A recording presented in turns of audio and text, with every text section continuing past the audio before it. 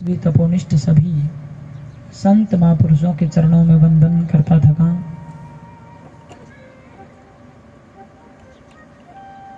भव सागर से पार करने वाली, सारे कलमशों को शांत करने वाली, आदरणीय वेदव्यास जी महाराज के द्वारा लिखित, सुखदेव स्वामी के द्वारा कथित, अनेकानेक महापुरुषों के द्वारा शुद्ध श्रीमद् भागवत महापुराण को नमन करता हुआ, वंदन करता हुआ, आदरणीय परम पूज्य वंदनीय श्रद्धेय श्री सद्गुरुदेव महाराज के चरणों में वंदन करता हुआ,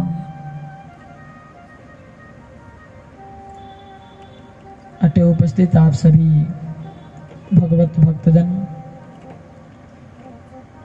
गांव के तमाम बुजुर्गों, बाहर से पधारे हुए अतिथि मेहमानों, युवा साथियों, नहनों में नीर, रधे में पीर ली हुई, भक्ति री प्रतीक, शक्ति री प्रतीक, देवी री प्रतीक, वात्सल्यमती माताओं बहनों, आप सभी का बहुत बहुत आभार, अभिनंदन।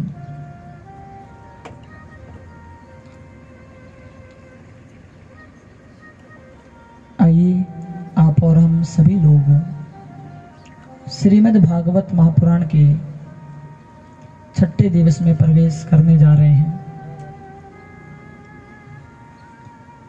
जिन प्रकार काले रे दिन अपा लोग भागवत कथा रे प्रसंग रे माध्यम से भगवान श्री कृष्ण का प्रागट्य उत्सव मनाया। चित्रा का पार की अभूमि अब सामान्य भूमि नहीं, बल्कि साक्षात गोकुल और वृंदावन जैसा हो गया ये माहौल। इस भूमि की महिमा गोकुल वृंदावन जैसी है, क्योंकि यहाँ साक्षात भगवान पधारे हैं।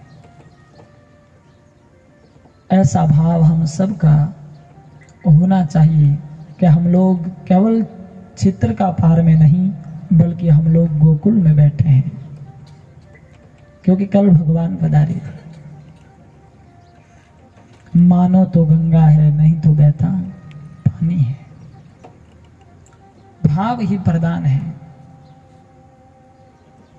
आदमी चाहे कहीं पर भी रहो, लेकिन मन भगवान के चरणों में होना चाहिए। तो इसी प्रकार हम सब लोग मन से, भाव से भगवान के धाम गोकुल में हैं। बड़ो ही सुंदर भगवान रो प्रागट्य उत्सव काले आपा लोग मनायो। आज उन्हीं प्रसंग ने आपा लोग आगे बढ़ा माला।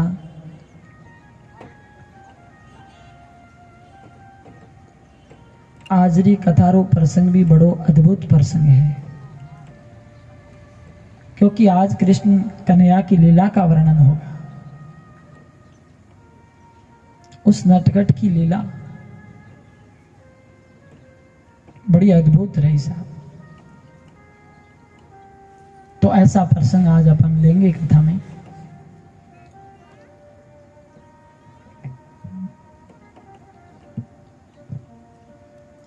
मथुरा की जेल में भगवान का प्रागट्य हुआ। वासुदेव जी ने भगवान को गोकुल पहुंचाया। अच्छा, एक बात आप ध्यान दीजो कि भाई भगवान नो प्रागट्य तो हुयो मथुरा री जेल में, और भगवान आ गया गोकुल में। गोकुल में भगवान क्यों आया?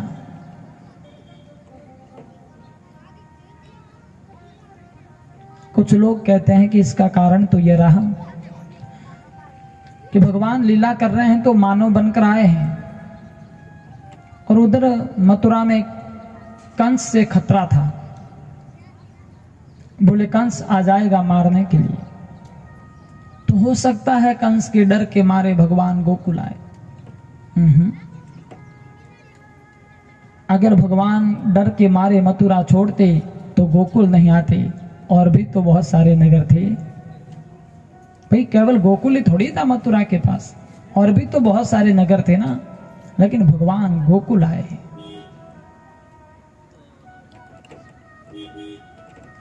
गोकुल में भगवान क्यों आए? क्योंकि वो गोकुल है, और जहां गोकुल है वहां गोपाल है। गोकुल का मतलब क्या है? गोकुल का मतलब है गो कुल, समझ गए? यानी जहां गायों का कुल रहता हो, गो यानी गाय, जहां गायों का कुल निवास करता हो, जहां गोमाता रहती हो, वो भूमि गोकुल है। और वठे तो उन गोकुल रे महीने नंद बाबा रे घरे 9 लाख गाया थी, 9 लाख धेनु थी नंद बाबा की। 1-2 गाय नहीं, 9 लाख गाया ही बाबा रे। तो वह भूमि कितनी पवित्र। अच्छा, नंद बाबा री गाया वठे रेवती, इन वजह ही उन जगह रो नाम गोकुल पड़ियो है, क्योंकि इतनी सारी गाया रेवती तो वह भूमि गोकुल हो गई। बाकी तो ब्रज का एक छत्र है साहब, यमुना के तट का किनारा है। यमुना का तट है, लेकिन गायें वहां रहती थी, तो आज वो गोकुल धाम है और भगवान गोकुल आए। इसका मतलब यही है कि जहां गाय रहती है वहां भगवान आते हैं। जिस घर में गाय है वो घर सामान्य नहीं, वो घर गोकुल से कम भी नहीं है, वो साक्षात गोकुल है। जिसके आंगन में, जिसके घर में गाय है, वो घर गोकुल है। वहां कन्हैया रहता है और परमात्मा निवास करते हैं, इसलिए भगवान गोकुल आए। अब आगे की बात सुनो। भगवान गोकुल आए तो गोकुल में भी भगवान किनके यहाँ आए? गोकुल में भी तो घने ही लोग रहता, लेकिन भगवान आया तो नंद के घर आए। नंद बाबा रे वठे भगवान आया है, और नाम कितना प्यारा है, नाम है नंद। नंद, और नंद का जो अर्थ है वो बड़ा अद्भुत है। नंद क्या करे? आनंद देने वाले को। जको आदमी आनंद देवे, यानी जो औरों को आनंद देता है, औरों को सुख देता है, उसका नाम आनंद है। वो आनंद देता, उसका नाम नंद है, वो नंद कहलाता है। और जो दूसरों को आनंद देता है वो कहलाता है नंद। अच्छा, जब दूसरा ने आनंद नहीं देवे, उन्हें आपका ही क्या बोला? दूसरों को आनंद दे वो नंद है, और जो दूसरों को आनंद नहीं दे वो क्या है? नहीं दे तो न लगा दो, पीछे आगे लग जाएगा, आगे लगा दो, ननंद। इसलिए अपनी संस्कृति में एक शब्द जुड़ गया, ननंद। और ननंद रो मतलब तो थे जानो ही हो, पति की बहन का नाम ननंद। अच्छा, वो ननंद किन के लिए है? केवल भाभी के लिए। भाभी के लिए ननंद है। भाभी के लिए ननंद क्यों है? क्योंकि वो रहे तब तक भाभी को आनंद नहीं, इसलिए वो ननंद है। तो आनंद न दे इसलिए ननंद हो गया, और आनंद दे तो वो नंद है। ऐसे ही मैं तो विनोद में कह रहा हूं। अपने बीच में नंदी गौशाला के अध्यक्ष हमारे रेखाराम जी डोकिया साहब बता रहे हैं, आपका बहुत बहुत आभार, अभिनंदन। कवास से और आनंदाराम जी मार साहब, रावसर से कड़वासरा साहब अपने बीच में बता रहा है, आप लोग भी बहुत बहुत आभार, अभिनंदन।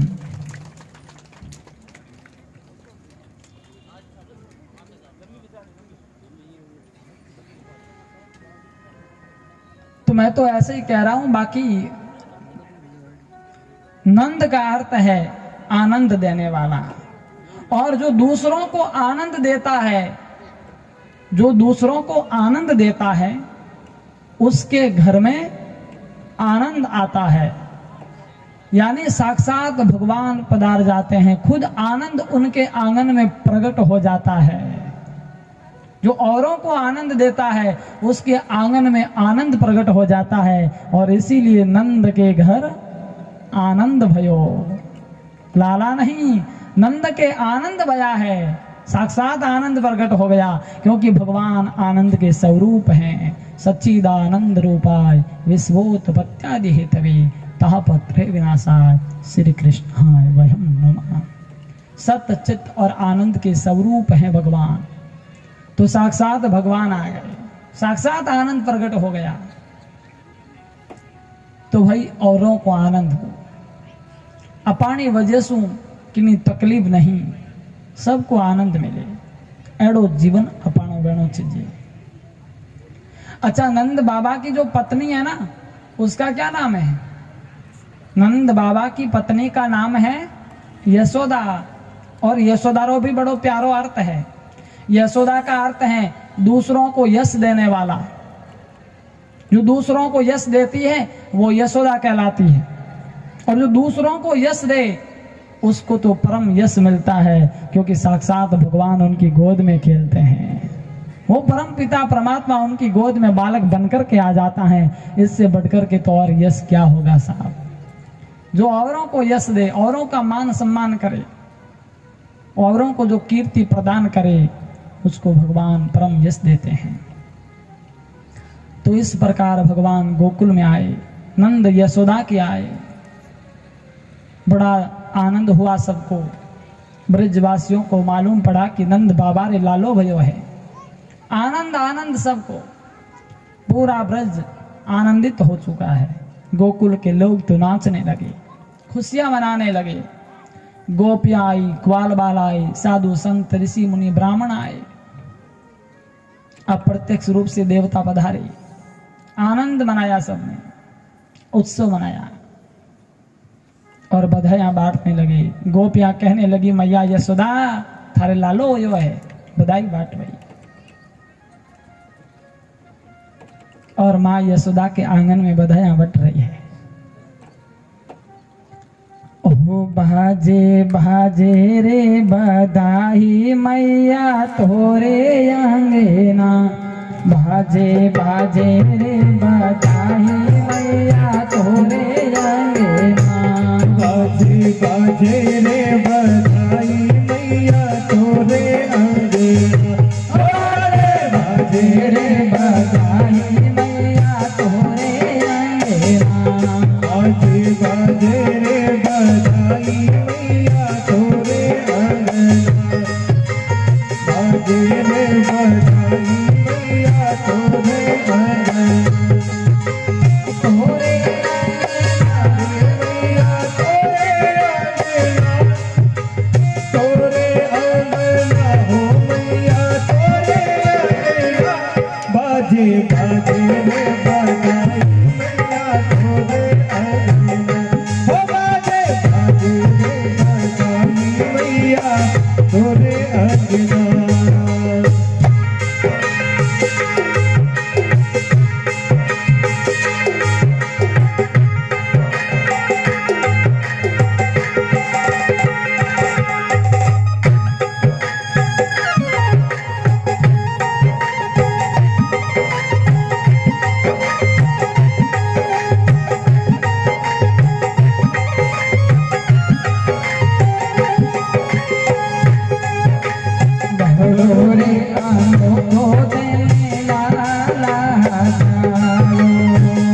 बड़ुरे अनोखो तेरे लाला जायो, बड़ुरे अनोखो तेरे लाला जायो, बड़ुरे अनोखो तेरे लाला जायो, हमारा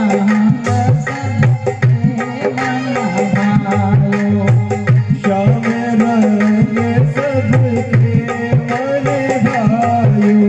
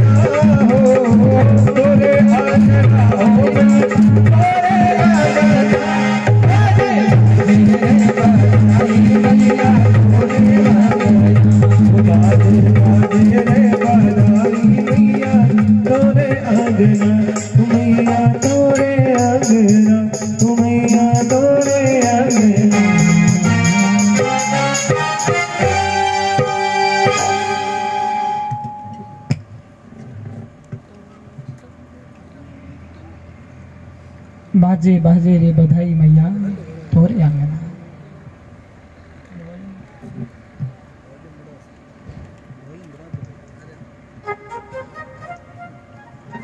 राम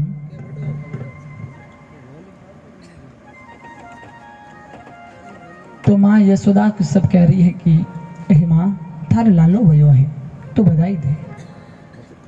और बधाइयां बढ़ रही है नंद बाबा रे आंगन में।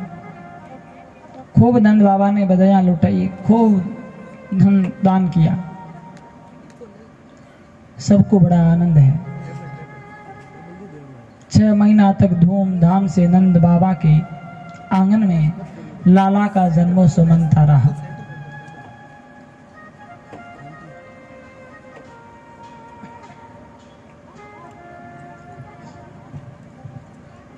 दूर दरार से लोग लाला के दर्शन करने के लिए आ रहे हैं। ऋषि मुनि भी आ रहे हैं। देवता रूप बदल बदल करके भगवान के दर्शन करने के लिए पधार रहे हैं। तो भोले बाबा कैलाश पर्वत पर रहते हैं। शंकर भगवान को ध्यान में आया कि ओहो मेरे इष्ट देव अवतार लेकर के आए हैं। छोटे से बालक बनकर आए और लीला कर रहे हैं, और मेरे इष्ट भगवान अवतार लेकर आए और मैं दर्शन के लिए न जाऊं, ऐसा कभी नहीं होता है। तुरंत भोले बाबा उठे, अपना रूप बदला, कैलाश से निकले हैं गोकुल की ओर। चलो चलते हैं, भगवान के दर्शन करेंगे। घूमते घूमते भोले बाबा गोकुल में आए और इधर गोकुल में तो भीड़ लगी है, हजारों लोग आ रहे हैं, हजारों लोग जा रहे हैं, मिठाइयां बट रही हैं, बधाइयां बट रही है, जय जयकार हो रही है, बड़ा गजब का उत्सव है, माहौल है।